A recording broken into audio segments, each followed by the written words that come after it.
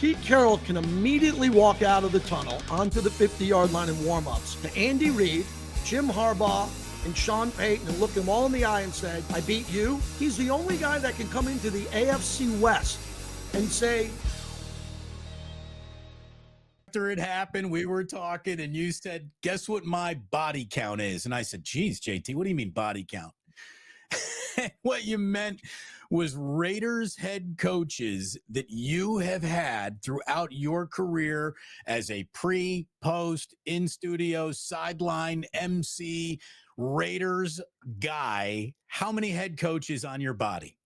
well, this is 15 and what's going to be 16 in 20. I just finished my 27th season. So I'll be, going on 28. And look, it's part of what I'm used to, because what happens is when you get a coach, every time Mark Davis or any owner goes after a coach and they're struggling, you try to get it right. You vet the guys, you do everything you can. You have a committee, you bring the guy in, and all the intentions are get it right. And John Gruden's emails, right? You get the John Gruden email because the Raiders came here 5 years ago with John Gruden on a 10-year deal. Let that sink in. Gruden's the guy. The emails come out, the Raiders are 5-2. That's a playoff team. The next year, Gruden gets whacked. They go to the playoffs that year. So they were a playoff team when John Gruden was here, and he had a long runway to get it right. Once that happened, him and Mike Mayock are gone. Rich Bisaccia isn't retained. Josh McDaniels comes in with Dave Ziegler. They're trying to do the Patriots style of building scouting and building the offense that way quickly. That doesn't work. Antonio Pierce gets an opportunity, deserves it, goes from interim coach to head coach. The team gets decimated by injuries. They lose 10 in a row. He's out. And now I could just tell you the big story is this Tom Brady addition to the Raiders now. It's everything you're reading. Mark Davis is, bringing in new owners now. Brady's one of them. He's letting Brady put his eyeballs on this. It looks like Ben Johnson's the guy that they got targeted. That's the guy they're really going after. This guy, John Spytek, who's the GM in Tampa, who was part of the executive staff there, went to college with Brady, played on his Michigan team. If they can get Ben Johnson and John Spytek, that is a elite group to build.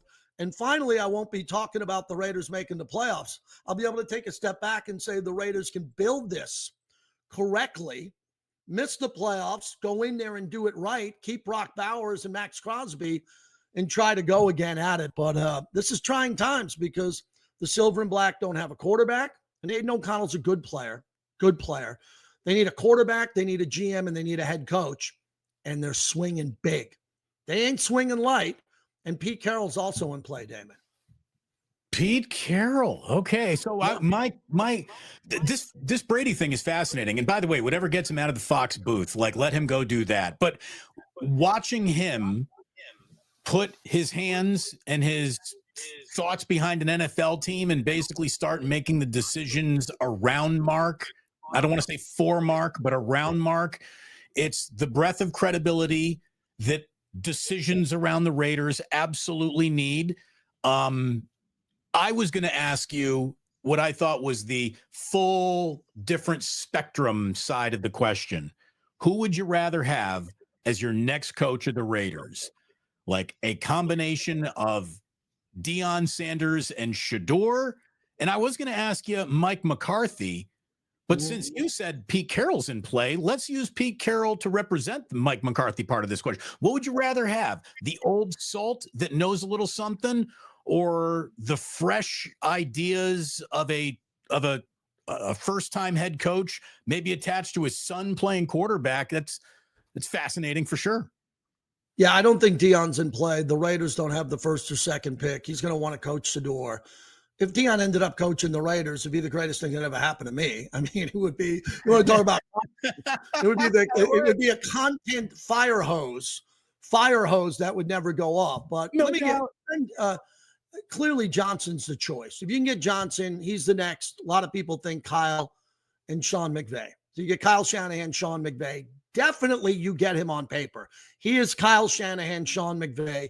Age, his track record, he's the guy. So you get him. Fantastic. You get the quarterback in the draft, you trade up, whatever. So that's one. Pete Carroll's really interesting to me, and here's why. If Pete Carroll ends up being the coach of the Raiders at 73 and brings in Robert Saleh, Pete Carroll's been a vice president of football operations, so he's had his eyes on the finance, the cap. He knows the business. Pete Carroll can immediately walk out of the tunnel onto the 50-yard line in warmups to Andy Reid, Jim Harbaugh, and Sean Payton and look them all in the eye and said, I beat you a bunch. I've beaten you a bunch. I've beaten you more than a bunch. He's the only guy. He's the only guy that can come into the AFC West and say, really, Jim Harbaugh? You beat me once at Stanford. Look at the whole track record. Look at what the Seahawks did against the Niners, both good teams. He's beaten Andy Reid plenty of times, and he's definitely beaten Sean Payton when he was with Seattle and Sean was with New Orleans, and they were fighting for the Super Bowl. That's the type of credibility that can give the Raiders, at least a guy. Now, of course, he'd have to mentor the next head coach. He'd be the head coach. They'd bring in an assistant head coach. But I'm on board with Ben Johnson, D. Bruce. Everything I've seen about him, what he does in Detroit, he seems to be candidate number one ahead of McCarthy, Pete Carroll. I'm talking for all teams because I want to get into it with you, all the other teams that are available. He seems to be number one. I'll throw it back at you. I love this Jacksonville roster. You get Trevor Lawrence. You get that all-pro young receiver, Pro Bowl receiver. All of a sudden, you're looking around, you're going, man, Jacksonville's pretty good. No state taxes. A quarterback that just needs to be tweaked. What do you think of that job? A winnable division, like you get delivered to a place where you can find success early if you think you're set up well. You get saddled with Trent Baalke, which is a good luck with that. But, you said Robert Saleh maybe coming in with Pete Carroll. I heard that Robert Saleh and the Jaguars are really batting each other's eyelashes at each other. By the time this video comes out, maybe something has happened, and the portion of this video is rendered totally moot. But if I were Robert Saleh, I would go back to a situation that I think presents itself to your next big springboard.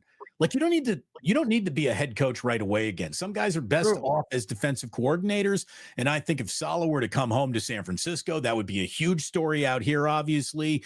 But once a guy sees himself as a head coach, it's hard to look in their rearview mirror again. It's going to be a fascinating offseason. And what I know we need to do is more videos together. We can do this anytime we want, man. So look, let me tell everyone, like and subscribe to Damon Bruce Plus, to JT the Brick on YouTube. It is all happening. The future has arrived. It's so good to see you, man. Maybe we do this after the divisional weekend. Do a little. Well, we should do that. Sunday. Yeah, I'm learning how to work the buttons and all that now. So what I'll do is I'll invite you into my world, and we'll get the Bruce into my world, and we'll go to JT the Brick YT and bring you in, and we'll switch back and forth, and we'll do this on the road to the Super Bowl. For me, anybody but Kansas City. That's going to be where to find me, what to text me. Anybody but the Chiefs in the next 2 to 3 weeks and my new year, because this has been a rough start to the new year. And I want to wrap this up by saying we're thinking of everybody. Two of my friends lost their houses completely, lost everything in the Palisades. Let's think of those people. Everybody make their donations, do the right thing. Imagine what those firefighters up in your area, Northern California, always working, trying to put out forest fires in the Pacific Northwest, down through the Bay Area. Now they're all in LA. And I wanted to make sure we gave them a pat on the back for what they do. Thanks for watching. Tune into the Damon Bruce Show live on YouTube every weekday at 2 p.m. Eastern, 11 a.m. Pacific.